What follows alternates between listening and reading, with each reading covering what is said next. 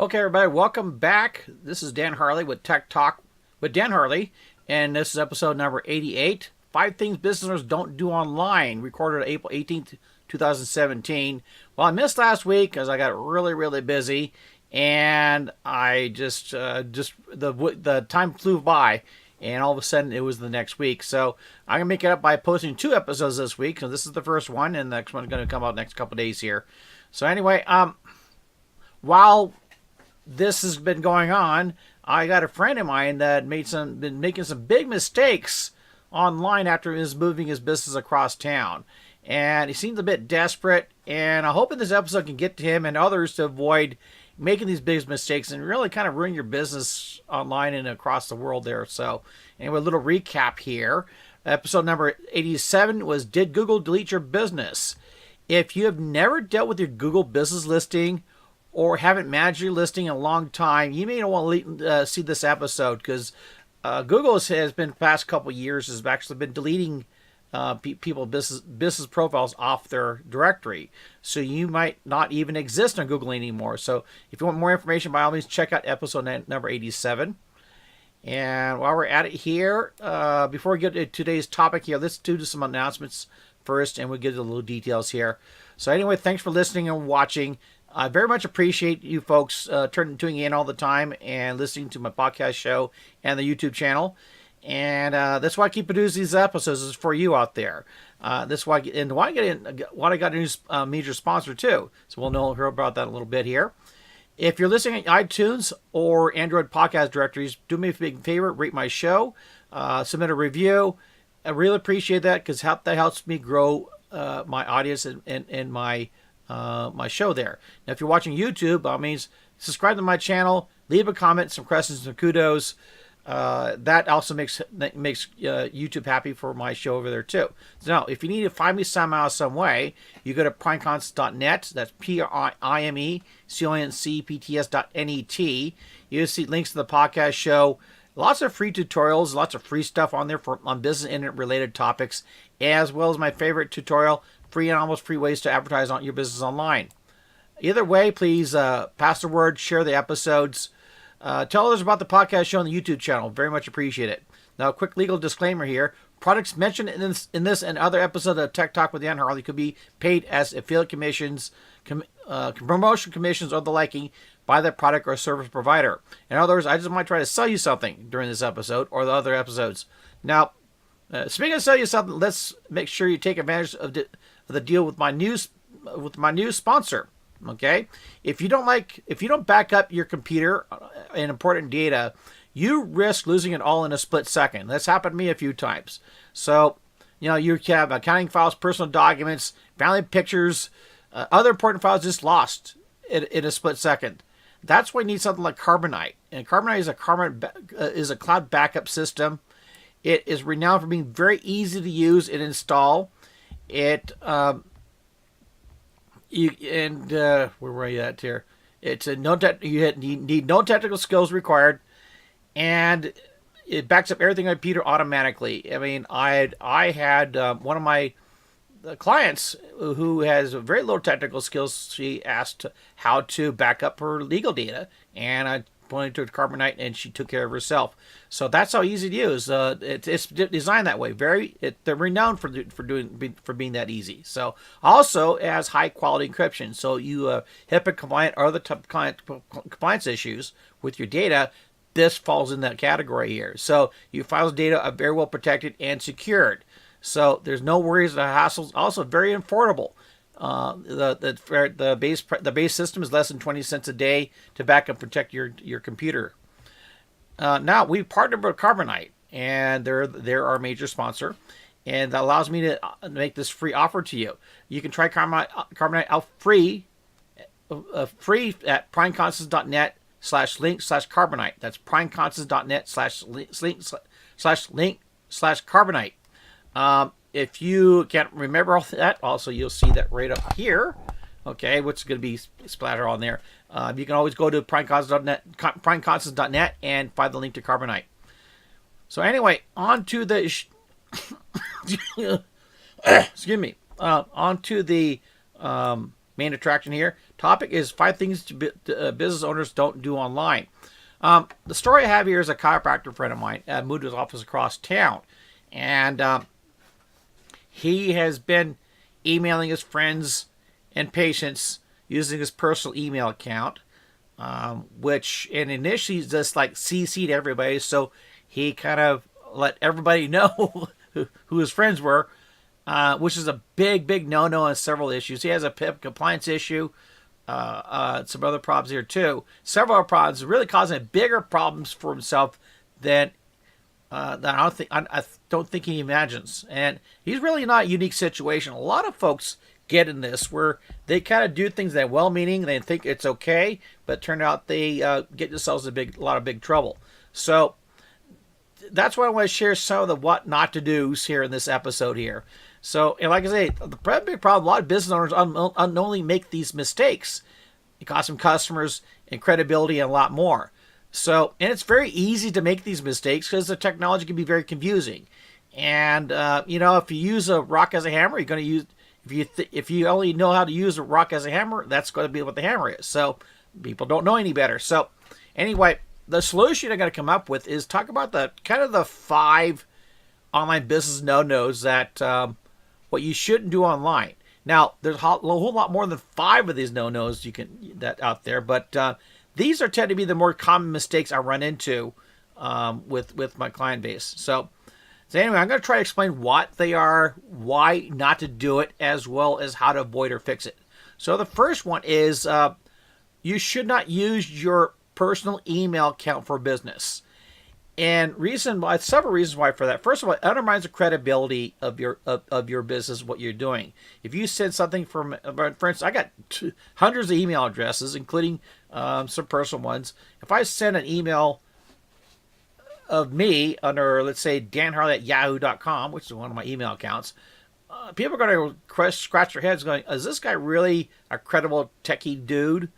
Instead of using danharley@primeconsult.net, which is my primary account. That translates well beyond just a technology business. And it just undermines the credibility. It basically brands you as a non-techie.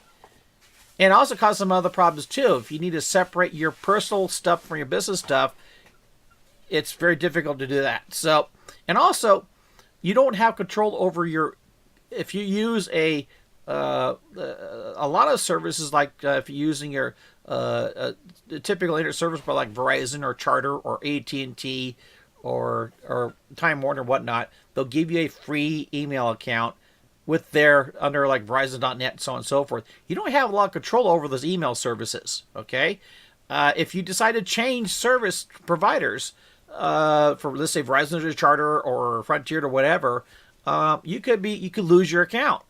And therefore, everything goes away, including if you're using it for business, that goes away too. So now the fix is very simple. First of all, you should just go get your own domain and email hosting, which is pretty cheap. Okay, a domain and email hosting. A friend of mine told me I need to enunciate better when I'm doing these shows here, so my apologies. So, and it's relatively inexpensive. I mean, you get a domain for, let's say, GoDaddy for only whopping $10 a month, $10 a year. I think it's even cheaper than that. With lots of discounts out there. And hosting, I have a hosting an account with HostGator. In fact, I have a link somewhere around here, and I have the show notes too, where you can get hosting, unlimited space for hosting your website, unlimited email accounts, unlimited everything, for like around $10 a month. So it's really inexpensive, especially if you're conducting business. So it's actually a drop, pennies to dimes of expense. So the fix is, like I say, in that way, if you have a domain, you set up a domain email, and you use that email for your business stuff, and let's say your Yahoo account, your AOL account, or your Google account for your personal stuff. Okay? And that way, if something happens with your ISP, your email is going to be okay. Or if you decide to change your hosting for one thing and another thing, you can always set up the same email address, use the same email accounts, and you're not going to lose anything. So you have a lot more control over that. And you build credibility too. So that's why I have Dan Harley at primeconcepts.net. It makes me sound more techie, okay, or more professional. So that's one thing a lot of business owners, probably the biggest issue across the board there. So anyway, that's number one. Number two is probably going to be break up in number two and three. Okay, basically it says do not spam, and there is two do not spam things we're going to talk about. One thing is email spamming. Another thing is social network spamming. Okay, we're going to start with email spamming first. What is email spam? Basically, you send email to people you don't know or have never had contact with. Okay, this causes big problems. First of all, you can have an issue with whatever email services you're using. You can have been blackballed or banished or have your email account being blacklisted. Okay, that happens a lot. Verizon is notorious for blacklisting potential spammers, even if you didn't intend to spam. If you even sent us spamming, you could be blacklisted by some major email services, and you won't even know that happens. Okay, you won't get this message from Verizon or Yahoo or Google says, "Well, we think you're spamming, therefore we have banished you from sending emails to us or people who are utilizing our email services." You just simply won't know. So that's a big problem with email spamming. On top of that, you're losing credibility. If you do get stuff through, a lot of people do too. They said CC or BCC. We're going to talk about that a little bit later too. That's going to be number three. So without knowing who you are, you just simply send emails to unknown people. That first of all, the open rate is very low. We're talking, you'll be lucky to get 1 out of 1,000 or 1 out of 2,000, maybe 1 out of 10,000 opens from that for if you send to people you don't know, as compared to a subscribed email account, which is much higher, a subscribed email list. So now the fix is, like I say, send only to customers and contacts who gave you permission. And giving you permission could simply be you ask for it in the real world. In fact, a lot of things I do when I build my email list, one of my lists is I go to a lot of these mixers, chamber mixers or parties or whatever, and I break out a conversation with other business professionals, grab their business card, and I ask them, if you don't mind, I'm going to put you on my mailing list. This is okay, that's all right. And I bend the corner of the card, and I remember to put them on the mailing list. That's perfectly okay. Or you put a manila a notepad on your counter and tell people to just write your if you want to be on the mailing list, write your mailing list. It's just as simple as that. You don't have to be really complicated with it. So being able to do, and trust me, that makes a big difference from spamming. And we're going to talk about just a little bit here. Okay, in fact, we're talking about it now. If you do this right, okay, if you do email marketing right, do subscribe to emails. In fact, I did an episode a few weeks ago on this. I'll find it somewhere and maybe put it in the show notes, okay? Email marketing is the most effective form of marketing or advertising for a business across the board, okay? Yeah, and another thing here too, to do it right, you also need to use an email marketing or bulk email service, which we're going to talk more about this later, okay? Now let's jump over a little bit, talk about the social networking spam. Basically, a lot of businesses I found do, they instant message their friends, okay? A little bit different from email spam where you're sending email to people you don't know. Social networking spam, you're sending instant messages to people you do know, okay? And you send everybody you know or don't know, including people you know. And this is really a fast way to piss a lot of people off. And you're going to find out really quick how fast you friends are from all this. So, ironically, we see this a lot. I get a lot from, I have a pretty good size following on Facebook and Twitter, very large following on Twitter. You get a lot of these folks here that do this on a regular basis, and it's just terrible. It undermines the credibility. It pisses people off. And spam, this is one of those things here that you can't touch it, you can't see it, you can't do anything with it, but it pisses people off more than anything else. So Anyway, the fix is for that social networking spam is simply do not use instant messaging to advertise your business. Just use it for personal communication, and that's it. Okay, that's a simple fix on that. All right. Now, next thing, number 3 is do not use CC or BCC for bulk emailing. And we get this. I get this a lot too. A lot of folks, whenever I get I do a lot of free. My first initial consultation with all my clients is a free, and quite often after we talk about everything, one of the first things I ask you, have you done email marketing? So yeah, but it didn't work out. And usually, what happens, they've done the number 1 and number 3 here. Number 1, number 2, number 3. They use their personal email. They spammed people. And they also use carbon copy or BCC to basically email everybody. So this is a very fast way. Doing that is a very fast way to get your blacklist your account or your domain. And like I say, as in spamming, you won't know this happened until it's too late. And so you could be. That's why a lot of these folks that come to me, this is why it don't work. It's because it isn't going to work. They were spamming people. They did it the wrong way. And another thing here too, that adds to the lack of destroying credibility. When you CC a large list, first of all, you're going to expose everybody you know to everybody that they might not know on that, and then they're going to piss people off and piss your friends off, stuff like that, and go down the line. Now, a lot of people think the fix is, blind carbon copy. What BCC is basically, instead of exposing everybody's email address, you BCC.